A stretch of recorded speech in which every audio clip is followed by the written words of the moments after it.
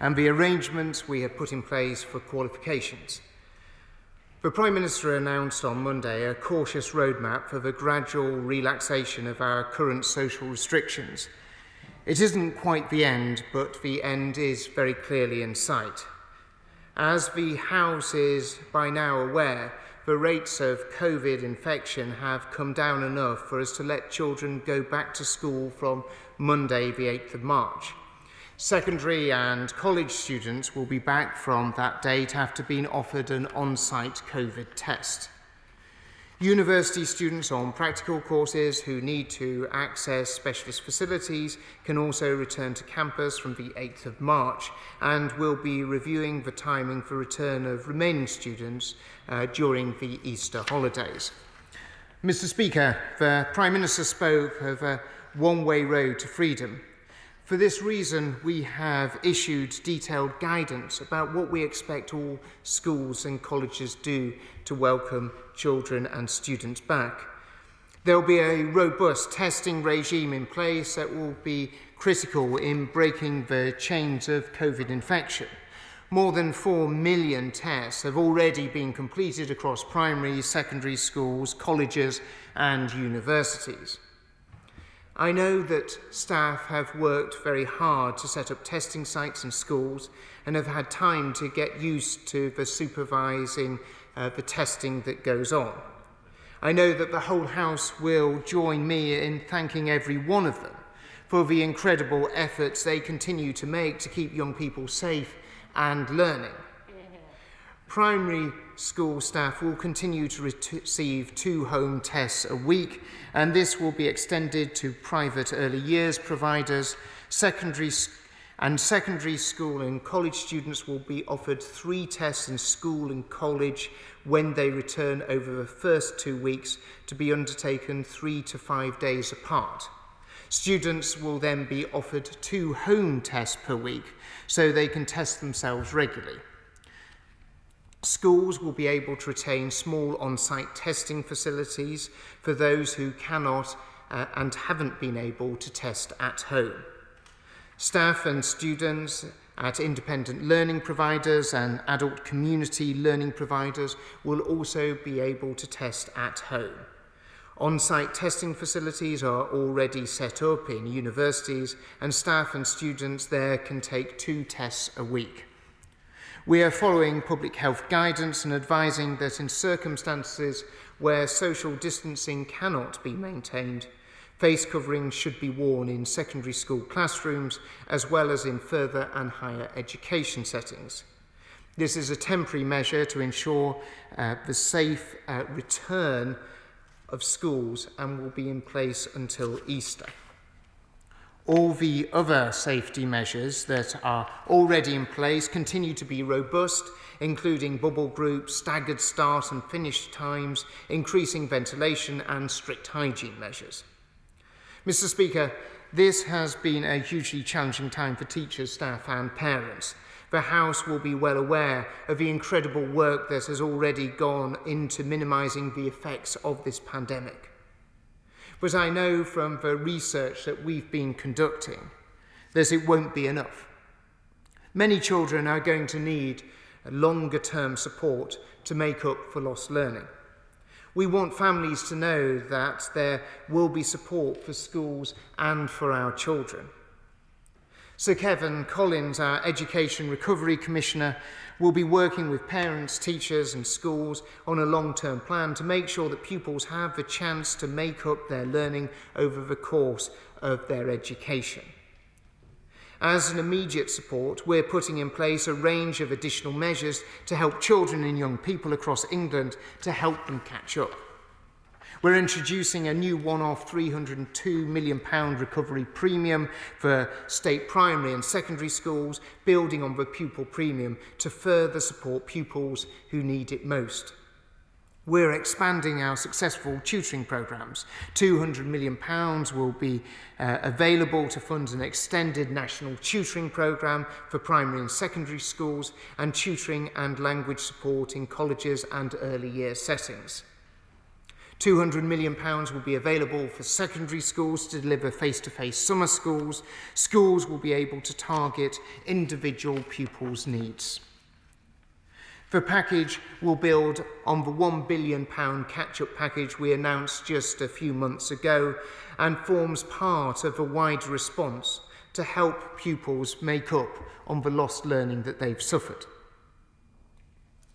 Mr. Speaker, I would like to update the House on the next steps after we decided that GCSEs, AS and A Level exams and many vocational and technical qualifications could not go ahead as planned this summer. In January, we launched a joint consultation with Ofqual on the best way to do this, so that the results for the 2021 are as robust and as fair as possible.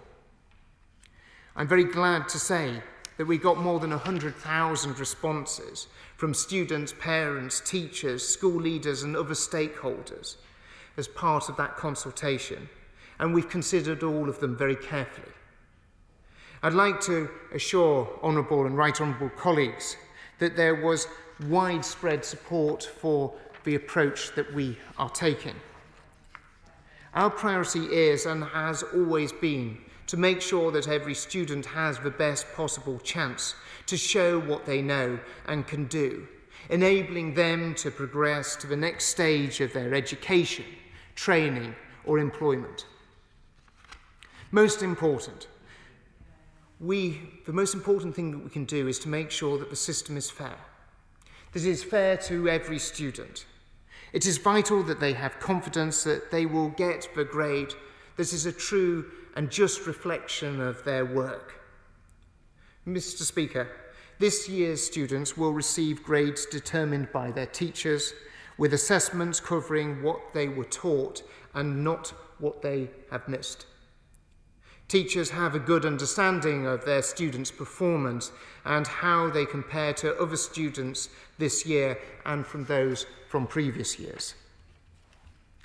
Teachers can choose a range of evidence to underpin their assessments, including coursework, in-class tests set by the school, and the use of optional questions provided by exam boards and mock exams. And we will, of course, give guidance on how best to do this fairly and also consistently. Exam boards will be issuing grade descriptions to help teachers make sure their assessments are fair and consistent. These will be broadly pegged to performance standards from previous years, so teachers and students are clear what is expected at each grade. By doing this, combined with a rigorous quality assurance process, are just two of the ways this system will ensure grades are fair and consistent. Quality assurance by the exam boards will provide a meaningful check in the system and make sure that we can root out malpractice. We will also set out a full and fair appeals system. It will provide a process to enable students to appeal their grades should they believe their grade is wrong. Mr. Speaker, I can confirm that no algorithm will be used for this process. Grades will be awarded on the basis of teachers' judgment and will only ever be changed by human intervention. There must, of course, be as much fairness and rigour applied to vocational and technical qualifications as there is to general qualifications as well. For those qualifications most similar to GCSEs, AS and A levels, which enable people to progress on to further and higher education, external exams will not go ahead, and results will be awarded through similar arrangements as set out for GCSEs and A levels. Where students are taking VTQs to go straight into a job, exams and assessments should take place in line with public health measures. This is so that students can demonstrate the occupational or professional standards they need to enter the workplace safely. Mr. Speaker, all our children and young people have paid a considerable price for the disruption of the past year. It has knocked their learning off track, it has put their friendships to one side, and it has put some of the wonder of growing up on hold. In short, Mr. Speaker, it has caused enormous damage to what should have been a carefree and exciting part of growing up. I am absolutely committed that with this programme of catch-up measures and the extra funds for tutoring, we can start to put this right. Together with the measures we have set out for a fair and robust allocation of grades, young people will be able to look forward to the next stage of their lives with confidence. Our approach in the face of the worst disruption to education since the Second World War has been to protect the progress of pupils and students. Ultimately, this summer's assessments will ensure fair routes to the next stages of education or the start of their career. That is our overall aim. Mr. Speaker, in summing up, I am sure you would agree with my assessment that as a nation we have perhaps never valued education as much as we do today, and I commend this statement to the House. I now call Shadow Secretary of State Kate Green. Thank you, Mr. Speaker, and I thank the Secretary of State for advance sight of his statement and join him in paying tribute to all staff in our education system. On these benches, we want to see every pupil safely back in class where they can be with their friends, their teachers, and get the structure and stability they need. It's not enough, though, simply to say schools will reopen. There must be a credible plan that will not only enable schools to open fully in March, but will keep them open. And the Secretary of State has failed to use the period when most pupils were not in school to put the necessary measures in place. In January, he said he wanted school staff to be in the next wave of vaccinations. So why has there still been no commitment from the government to prioritise school staff? Does he no longer believe they should be a priority? Many schools have lost income or face higher costs because of the pandemic. Why has he failed to review the funding? One way to reduce transmission of coronavirus is to allow schools to teach on a rota basis. Labour, school leaders and teachers have all asked him to consider this. He has refused. Why? Ventilation has an important role to play in reducing transmission indoors. Will he update his department's guidance to ensure it's clear, robust and specific enough for all schools to implement it effectively? Can he tell me why, months after Labour has called for it, he's not made any progress in providing Nightingale classrooms so more pupils can study in smaller groups? It's welcome that he has finally caught up on Labour's call to expand the wearing of masks in schools, but why is this measure only temporary? I worry that in taking one small step in the right direction while leaving a great many other issues unaddressed, he is failing to do all that can be done to keep schools open, and failing to work with, not against, school staff and their unions. This year's exams were cancelled 52 days ago. For 7 weeks, pupils, parents and staff have faced damaging and utterly unnecessary uncertainty. The Secretary of State could have avoided that by listening to Labour and putting a Plan B in place months ago, but instead he was once again slow to act, with millions of young people paying the price.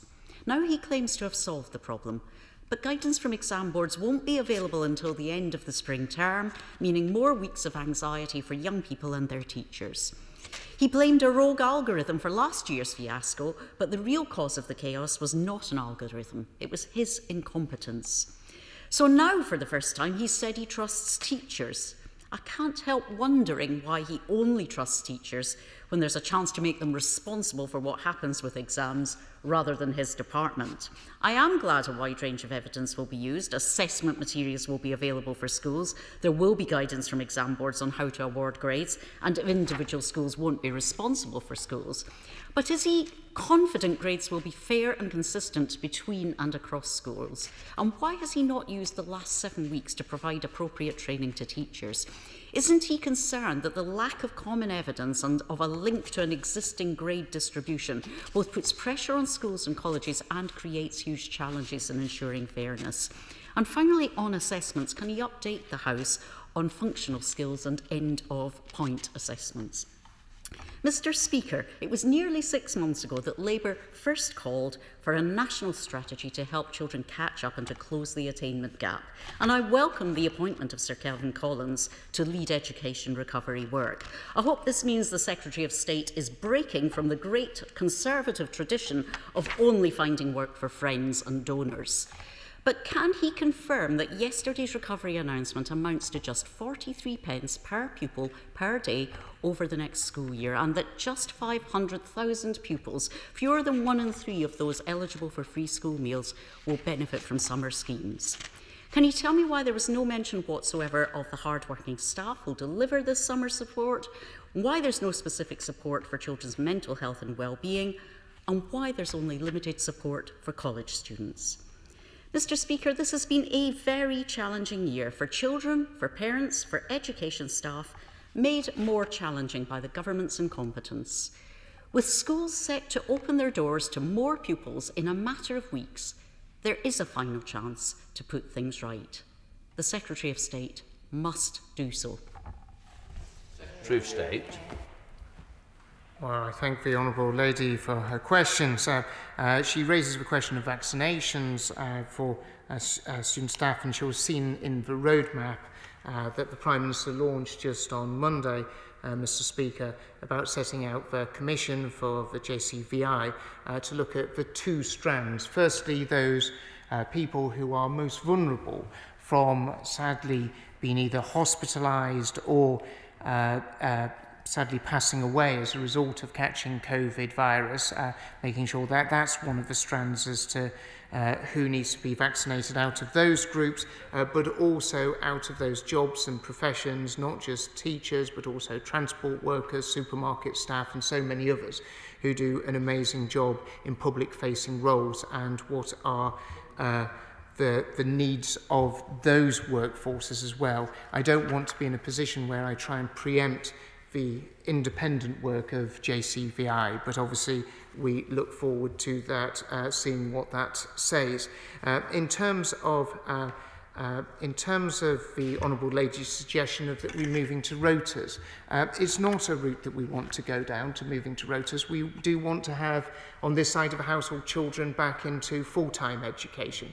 We think that's the best place for children to be in schools. We think it's important for them to be having full-time education in the classroom, Mr. Speaker. But this is why when we had in a situation where we were able to welcome all children back, we felt that it was better to be able to welcome all children back into the classroom every day of every week. But as the Honourable Lady briefly touched upon, is testing. Testing is going to be a very important part of, keeping classrooms COVID-free. The rollout of testing that has already been happening over the last 7 weeks has been incredibly successful. We've had some of the highest rates of uptake in terms of testing, Mr. Speaker, of any workforce area and in any, any individual setting, because actually, probably not unsurprisingly, schools have readily adapted to this testing regime. So far, out of all the asymptomatic testing stations that we're hoping to get set up across schools and colleges and special schools, 97% of those settings have set up asymptomatic testing centres. Obviously, there's 3% that we're targeting resources and focus on to ensure that they are ready to do testing for welcoming children back on the 8th. But testing is important for keeping COVID out of the classroom. In terms of exams, I note a comment. We will, working with the exam boards, do everything we can do to ensure there's the absolute maximum amount of guidance, training and support for all teachers in terms of giving the grades out and making the assessment for what is the correct grade. And we've been working closely with the exam boards to ensure that this is done swiftly to support teachers, and I know that they will be offering a broad range of support to all teachers and schools in terms of making sure that teacher assessed grades are done fairly right across the system. And the Honourable Lady makes an important point about as much consistency as possible in terms of awarding of grades. And this is why we've been doing work with exam boards to ensure that there is there is random sampling across schools and colleges across the country, both state schools and private schools, as well as making sure that there's systems in place where there are clear anomalies and there's uncertainty about it, that there are proper checks in place to ensure that there is no malpractice within the system. Let's head to the chair of the Select Committee, Robert Halford. Robert. Thank you, Mr. Speaker. I thank my right honourable friend for the 1.7 billion for catch-up. It's a remarkable achievement and I hope will make a difference to our children. On exams, the decision to adopt centre-assessed grades for the second year in a row does highlight the severity of the damage school closures have done. And whilst I accept that it's the least worst option that the government has come up with, my concern is not so much about having one's cake and eating it, but baking a rock cake of grade inflation into the system. So will my right honourable friend confirm what is the government's plan to ensure we will not have a wild west of grading, that these grades will be meaningful to employers so as not to damage children's life chances, and when and how will we reverse the grade inflation? And what is the rationale for not tethering this year's grades to last year's or somewhere between 2019 and 2020? And why not embed quality assurance more broadly rather than rely on random sampling spot and checks? Secretary of State. Well, I thank my right honourable friend for his comments in relation to how we deliver the in terms of catch-up, and I also appreciate some of his thinking and ideas, which, as you can see, is got embedded into some of the policy work that we've been doing in terms of the catch-up work.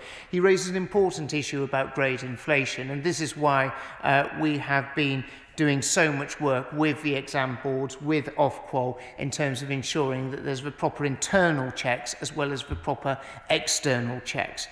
We didn't feel as if it would be possible to peg to a certain year, because sadly, as a result of doing that, it would probably entail the use of some form of algorithm in order to be able to deliver that. This is why we've put a much greater emphasis on those internal and external quality assurance checks that we'll be working with the exam boards and schools to ensure there is consistency. But in the future, he raises the important point, the best form of assessment, as I know my honourable friend also believes, is examination. And we do want to be moving back into a position to be bringing exams back, as it is ultimately the fairest and most equal way of doing assessment of all young people. Let's head to the West Midlands with Steve McCabe. Steve.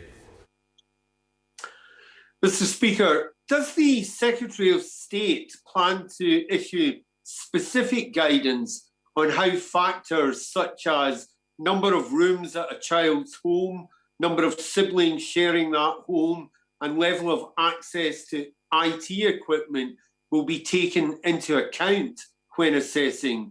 Otherwise, how can any pandemic grades be judged as equitable? Secretary of State. Well, we believe, Mr. Speaker, that the people who will, when you're not in a position to be able to run exams, the best way of making the assessment as to the work and the progress that that child has made is to be done by a teacher, and the teacher's assessment and judgment is the best one to be guided by. Remaining in the West Midlands with Mike Wood. Mike Wood. Me, the Education Secretary, married into a teaching family, and I know that he'll join me in recognising the phenomenal work done by teachers and school staff in Dudley South throughout this pandemic. But there are different messages coming from medical professionals to those coming from teaching unions about the risk of teachers and other staff being infected if they return to the classroom. What scientific evidence is my right honourable friend able to share regarding the level of risk that teachers are at relative to the wider population? Well, I'd very much like to join my honourable friend and neighbour in paying tribute to the amazing work of teachers, not just in Dudley South, but right across the country, for work that they and support staff have been doing, keeping the doors of schools opening, welcoming the children of critical workers and vulnerable children all the way through this pandemic, and also delivering brilliant online learning and remote education for so many of our children. My honourable friend raises a really important point. When Professor Chris Whitty stands at the podium and makes it clear about the need for children to be able to return to school, I think this is an incredibly powerful approach, and something that I think the British people will listen to, and of course parents, teachers, children and all staff in schools will take real confidence from. And there is incredibly an enormous amount of evidence to show what a safe place that schools are. I would point to the evidence that was produced and the data that was produced as part of a roadmap that was released on Monday, but also the further information that we as a department released as part of the guidance that we also set out on Monday, making it clear about how important it is for children to be back in school, enjoying their education, but this is a safe environment for them to be learning in. Let's head to the North East with Emma Llewellyn-Burke. Thank you very much, Mr. Speaker. Contrary to what the Secretary of State has just said, the scientific consensus tells us that we need to wait for cases to be extremely low and have a phased return of children into schools. Yet the Education Secretary is sending 10 million children back into classrooms en masse. Staff have contacted me scared for their health and for their pupils' health, worried that the government haven't put in place measures needed to make our schools safe. If he was on top of his brief and engaging with the profession, he would have used his time this morning to allay their fears. Will he take that opportunity now?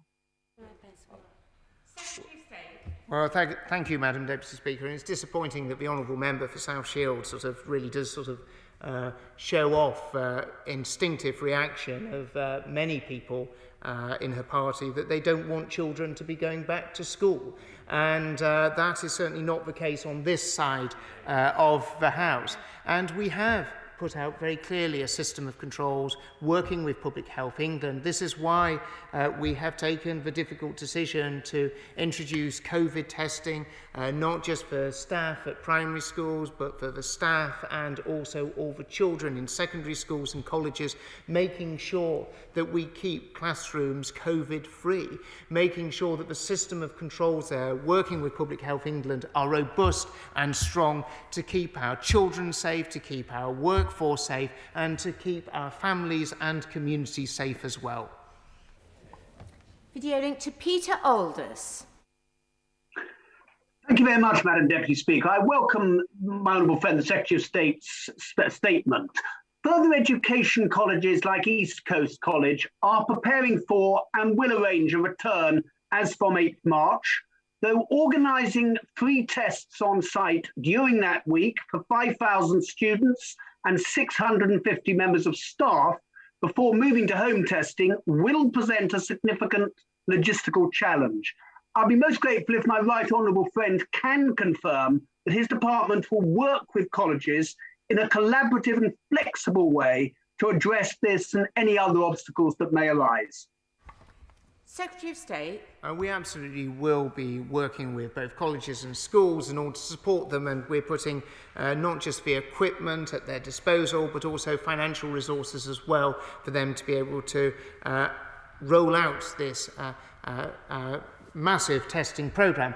But colleges will have 2 weeks in order to be able to conduct those 3 tests, and also we've given colleges and schools the flexibility to allow students and children to come into college and school prior to the 8th of March in order to be able to take the tests before the official start of school reopening on the 8th of March. Number 7 withdrawn, so Robbie Moore. Thank you, Madam Deputy Speaker, and it's great to hear that all schools and all year groups will be returning on the 8th of March. Teachers across Keighley and Ilkley have been working exceptionally hard over the past months to ensure that children's learning has remained as unaffected as possible and deserve all our thanks and support moving forward. But some schools in my constituency are raising concerns about the rollout and logistics of testing for students. So may I ask that my right honourable friend does all he can to provide the support for those schools going forward? Secretary of State. My honourable friend is absolutely right to highlight this point. This is why we put a substantial financial package and support be available to schools if they need to bring in extra resources in order to be able to roll out that testing programme. This is why we have the 1 week period starting from the 8th of March where they can be bringing in those year groups so they can get tested and straight back into class, but also giving them the flexibility to enable students to be able to come in earlier than the 8th of March if they wish to do so, so that they're able to get tested prior to the official start of a new term. Munira Wilson. Thank you very much, Madam Deputy Speaker. The pandemic restrictions have caused much damage to our children and young people across the country. The Secretary of State has made bold assertions in the last 24 hours that no child's life shall be blighted, and he says we've never valued education as much as we do today. Yet his spending commitment to children's recovery is the equivalent of between 3 and 4% of the annual schools budget. Compare that to the spending on the discredited test and trace system, which is almost half the annual schools budget. Why is he not more ambitious for our children and putting forward a more generous, longer-term package that focuses on their well-being and their emotional as well as educational recovery? Thank you, Madam Speaker.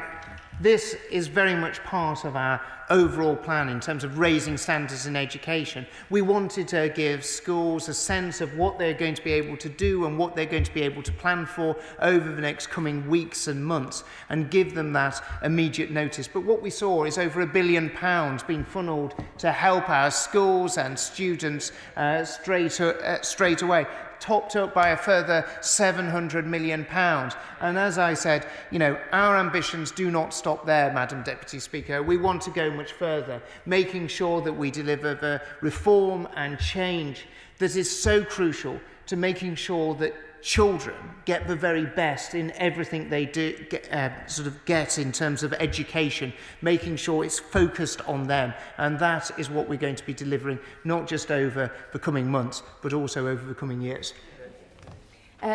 Before I call the next speaker, just a gentle reminder that I do want to try to get everybody in. So I would ask the questioners to be brief and obviously the answers as well. Now we go to Sir Robert Neal. Thank you, Madam Deputy Speaker. About 7% of children in England go to fee-paying schools. Their pupils face pressures in learning at home. Many of their parents have had incomes severely impacted by the consequences of the pandemic. Can my right honourable friend tell me what discussions has he had and what guidance does he propose to give to that private sector to see what can be done to ensure that children there also benefit from appropriate catch-up provision and roll good practice to that effect? Secretary of State. Well, I thank my right honourable friend for his question, and it's important that we do everything we can do to help all children right across the country. This is why the guidance and the evidence, especially working with the Education Endowment Foundation, is freely available and there to support all schools, whether they're state schools or whether they're private schools. And we'll always make sure that that evidence, information and very best guidance and best practice is available for schools, available in the private sector as well as the state sector. We now go to Rebecca Long-Bailey.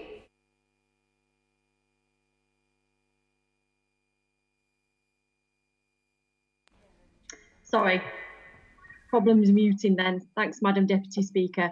We've seen a roadmap back to education done on the back of an envelope. And today, only weeks from exam season, it appears detailed exam guidance won't be available until the end of the spring term.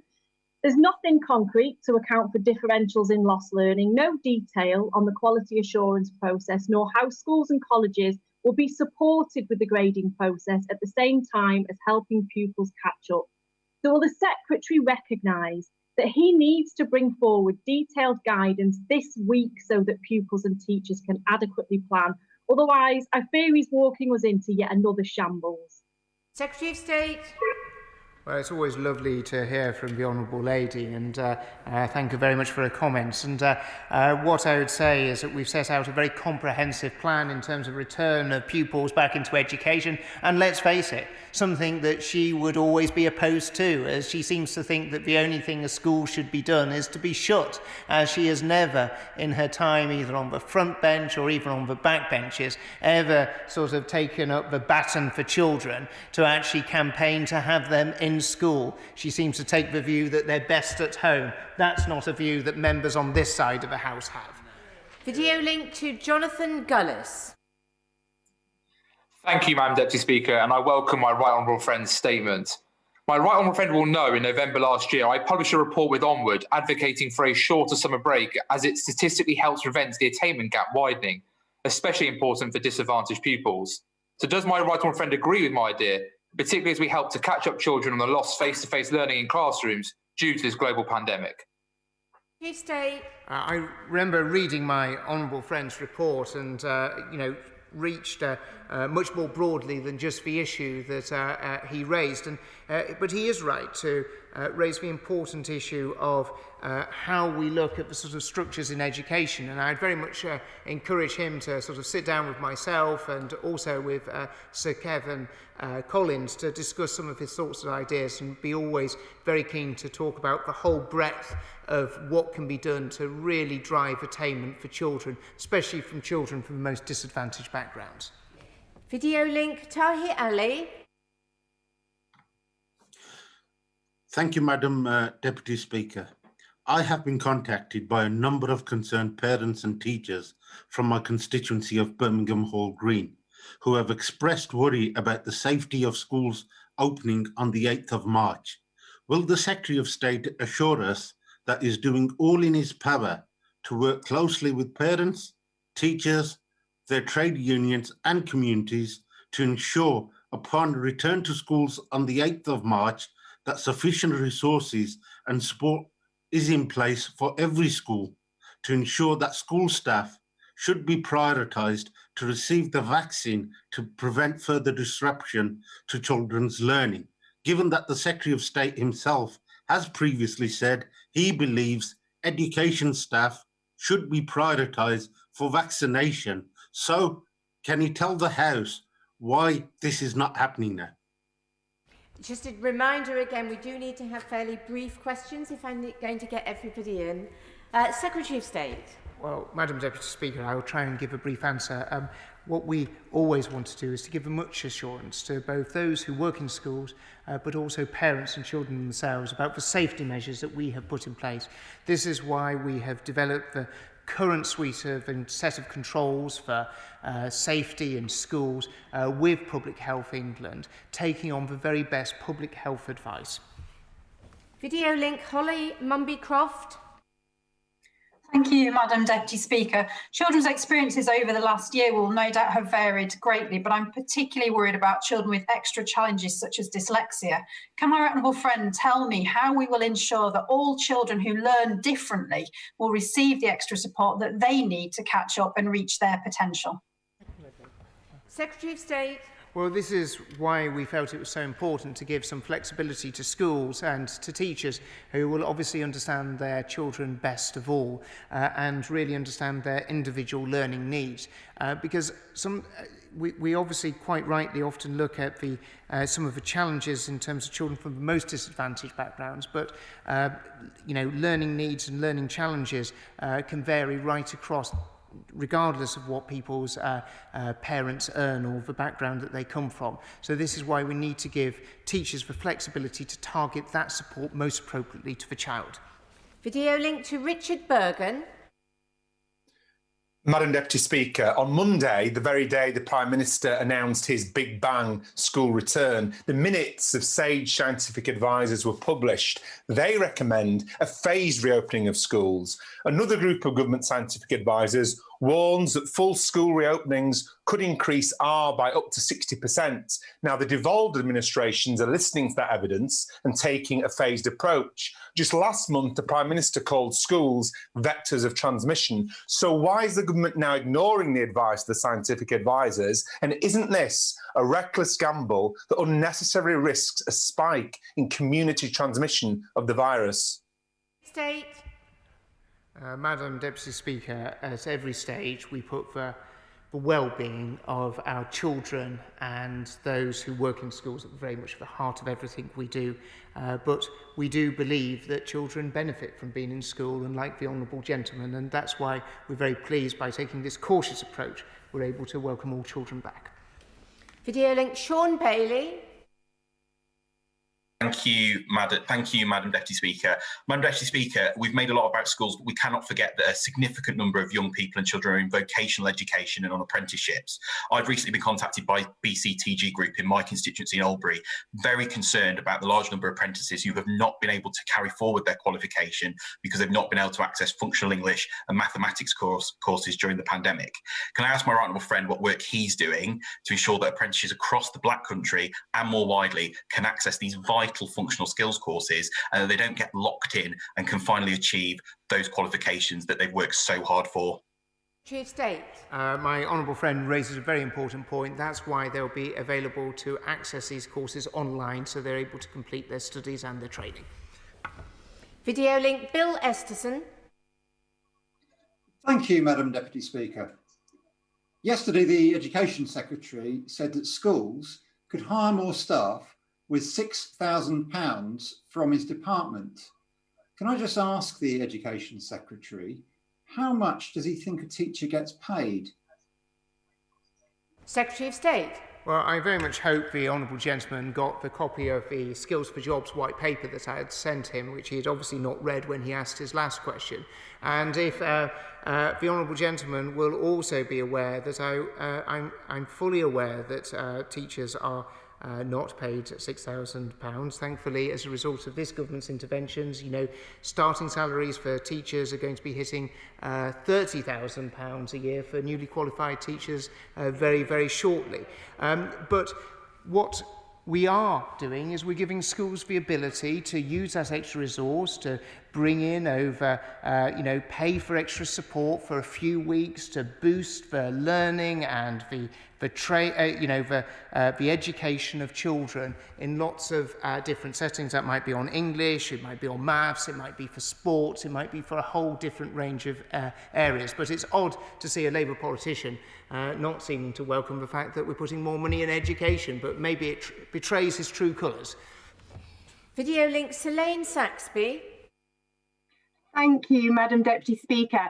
For students at the excellent FE College Petrock in my North Devon constituency who were due to sit their vocational and technical exams, today's announcement will provide much welcome certainty. Does my right honourable friend agree with me that in continuing with exams and assessments, in cases where students will need to demonstrate their knowledge to a professional standard, we can help them progress into a good job more rapidly? Secretary of State.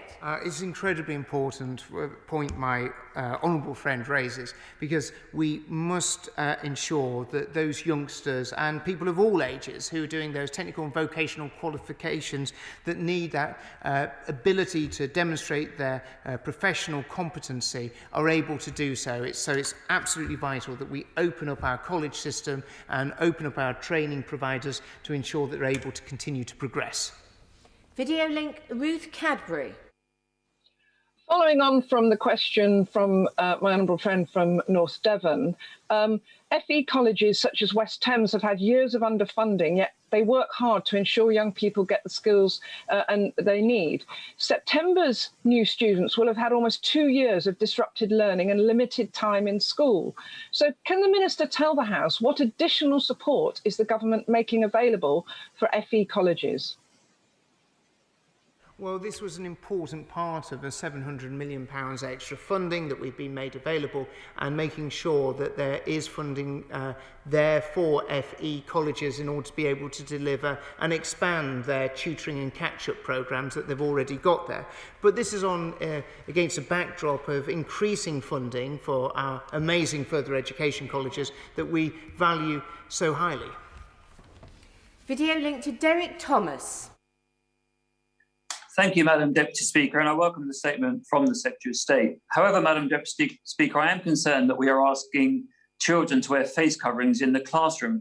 Can I ask the Secretary of State to confirm that adequate consideration has been given to understand the impact this will have on a teacher's ability to interact and engage with his or her class? Also, what consideration has been given to the impact on a child's ability to learn and concentrate effectively? And will he set out the scientific evidence that demonstrates the need for secondary school age children to wear a face covering in the classroom? Thank you. Secretary of State. Well, I thank my honourable friend for raising the question. We obviously always work incredibly closely with Public Health England at every stage. And we obviously, and I'm sure, I know my honourable friend also wanted to see the opening of all schools for all pupils at the earliest stage. And in order to do this, one of the key elements of helping assist that smooth return was the advice that Public Health England gave us on the wearing of face masks. Video link Charlotte Nichols. Thank you, Madam Deputy Speaker. There's been a lot of talk today about children and the apparently reduced risk in schools due to the age profile of the students. But alongside overlooking the staff in those schools, I worry we're also overlooking the urgent issues of safety and lost education for adult learners in further education colleges like Warrington and Vale Royal College in my constituency, especially those on trade courses that really can't be delivered remotely. So can the Secretary of State please tell the House how he will be ensuring that there is adequate catch-up support in place for further education? Secretary of State. Well, I'd just like to refer to my question and my answer to the honourable member for Brentworth and Ellsworth in terms of extra support that's been made available to further education colleges. Video link Caroline Noakes. Thank you, Madam Deputy Speaker. Can I please put in a plea for this year's Year 10 cohort who will be taking their GCSE examinations in summer 2022? We have plenty of time to consider what those exams might look like.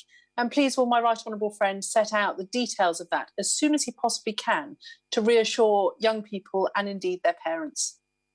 Secretary of State.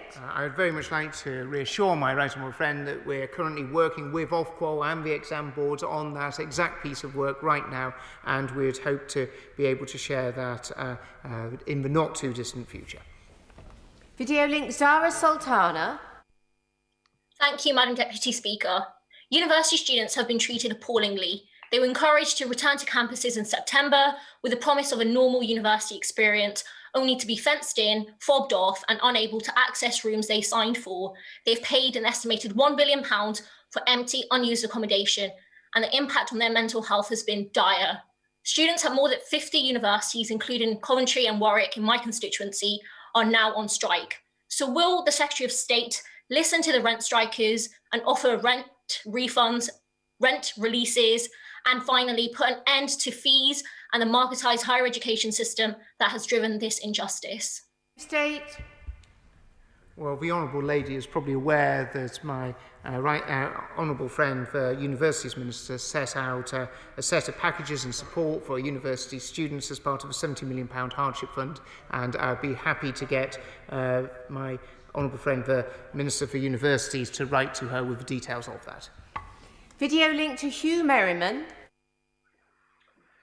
Thank you, Madam Deputy Speaker. And can I thank the Secretary of State and the ministerial team for getting our schools reopened for the 8th of March and for his statement. Can I ask him that, notwithstanding the lack of national coursework benchmarking, that he's confident that there are sufficient assessments in place to stop teachers being pressured by parents for grades and also to prevent grade inflation? And can I also urge him to ditch the face mask in classrooms by Easter? I think that's absolutely essential. Secretary of State. I know my honourable friend's always had very strong views on this in terms of face masks, and I very much note his comments, and it will be reviewed during the Easter holidays. Madam Deputy Speaker, he's right to highlight the concerns of teachers being under pressure from parents.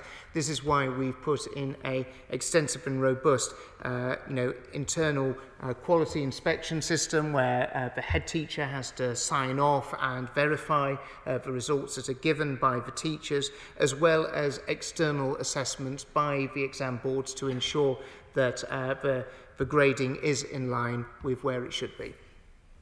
Final question is video link to Layla Moran. Thank you, Madam Deputy Speaker. Could I ask the Secretary of State for clarification on the use of fines, particularly in the case for parents who are immunocompromised and who worry about children bringing coronavirus into the home? As he'll know, we still don't have evidence on whether the vaccine works for this group. And the all-party group had horrific evidence given by a parent who was told she's had her life, she should put her daughter's education first.